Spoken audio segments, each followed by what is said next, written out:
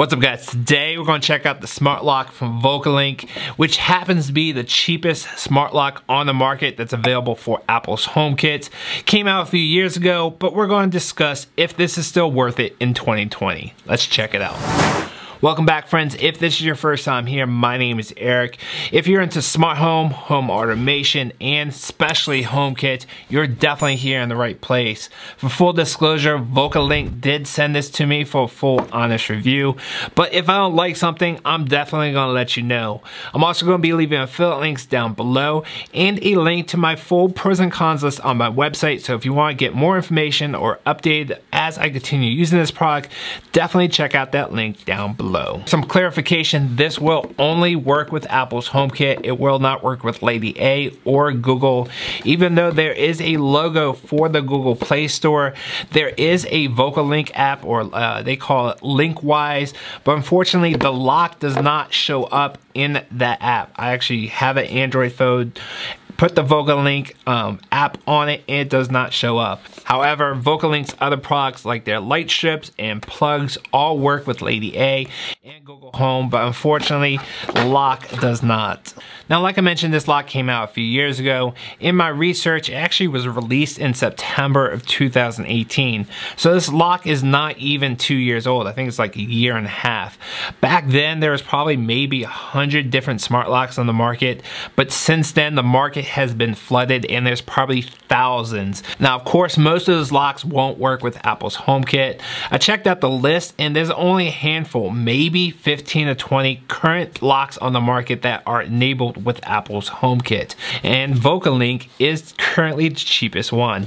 So let's go ahead and jump into the box and see what you get for your money. Now, this smart lock is an entire set, which means that you will be replacing the current deadbolt that's on your door and the key. It comes in two different colors. One is the satin nickel, which you'll see here, and then they also have a black bronze option. On the other side of your door will be the interior assembly, which is all black plastic. It does have the mounting hardware, which is metal, and all the gears and the motor was all metal.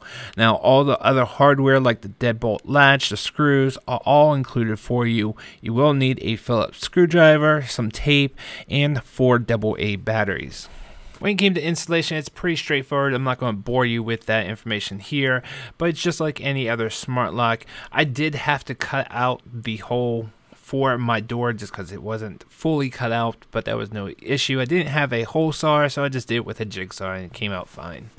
Go ahead and install the batteries, download the app, and get it installed, which is fairly easy. Just scan the QR code and it'll walk you right through the process, just like any other HomeKit lock. Now, this lock can be locked and unlocked multiple ways, just like other smart locks. You can use the app, which is the Linkwise app. You can use the HomeKit app. You can also use Siri.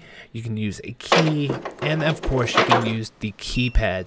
Now, this is just a normal keypad. There's no random numbers. And I do see over time that you might get some wear and tear on the keypad, so you just want to maybe change the code every once in a while, so you not keep hitting the same numbers over and over.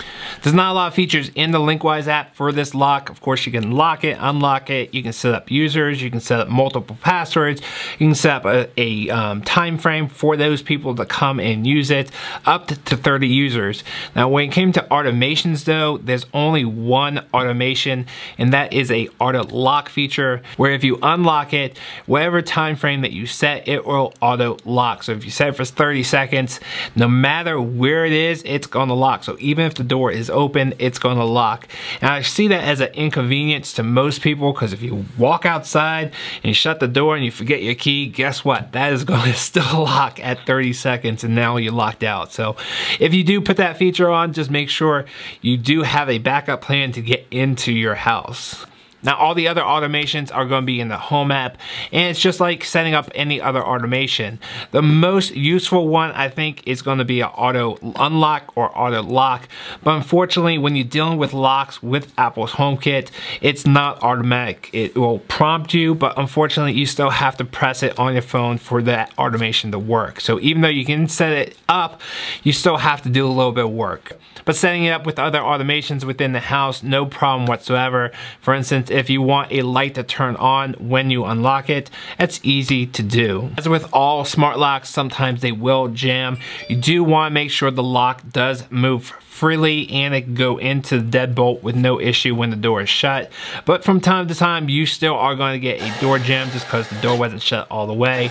Unfortunately, no matter which way I tried to lock the lock, I was never notified of a jam lock. Yes, you can look at the app, both the Vocolinc app or Linkwise app and HomeKit, and it'll tell you it's jammed, but unfortunately you don't get a notification. So if you use Siri or you're not looking at the lock or not looking at the screen, you're not gonna know that it's jammed. It does beep, but I do wish it would constantly beep until someone comes and unlocks the door. Now you can use this with just your phone if you want to, but I do highly suggest that you use this with an Apple HomeKit hub, which can be a 4th generation Apple TV, can be a HomePod or an iPad. And if you do use a HomeKit hub, that will allow you to use the lock even if you're not home.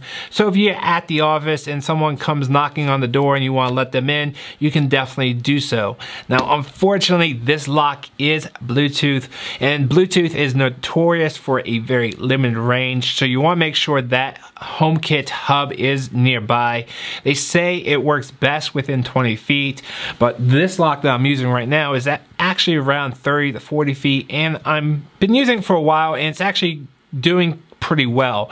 It is almost line of sight. It goes through one door, but otherwise no problems whatsoever at that 30-40 foot range, but I think that is just pushing it. Of course, this lock doesn't have all the bells and whistles of a more expensive lock, but if you want something basic and useful, works with HomeKit, works with Siri, and it saves you a little bit of money, definitely check out the Vocolinc Smart Lock, which is definitely worth it still in 2020.